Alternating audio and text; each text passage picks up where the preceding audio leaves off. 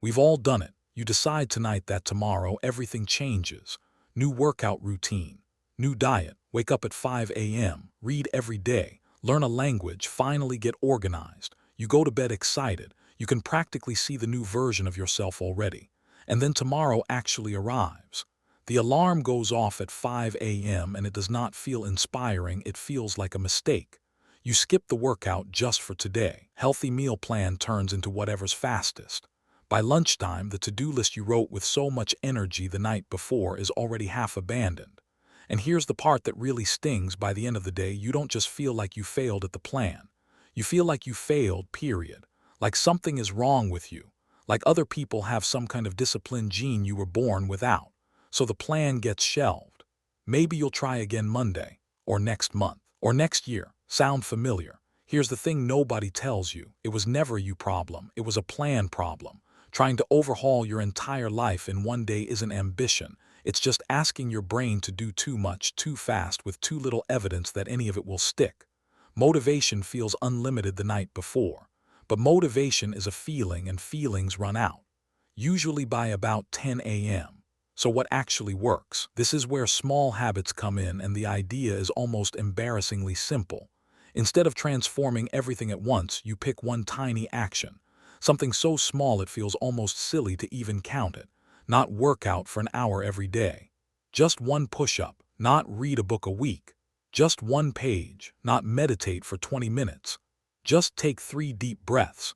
Your first reaction is probably, that's too small to matter. And you're right, on day one, it barely matters at all. One push-up doesn't build muscle. One page doesn't finish a book. That's not the point.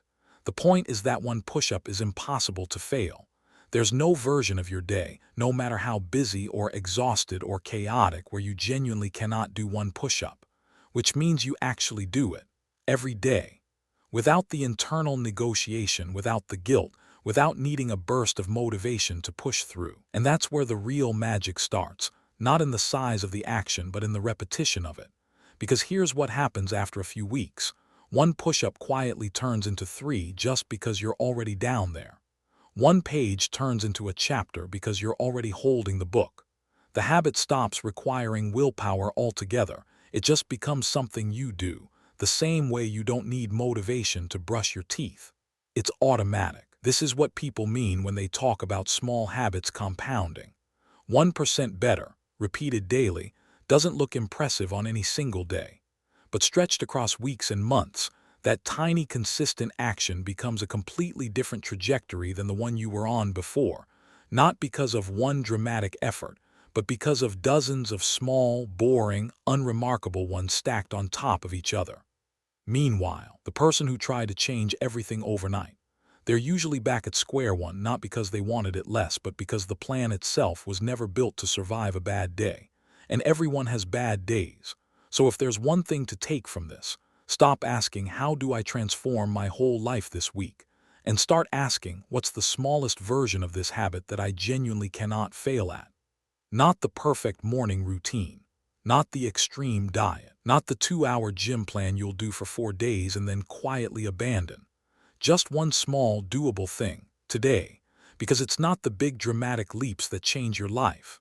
It's the small, unglamorous, repeated ones, the ones nobody's impressed by, that quietly add up while you're not even watching.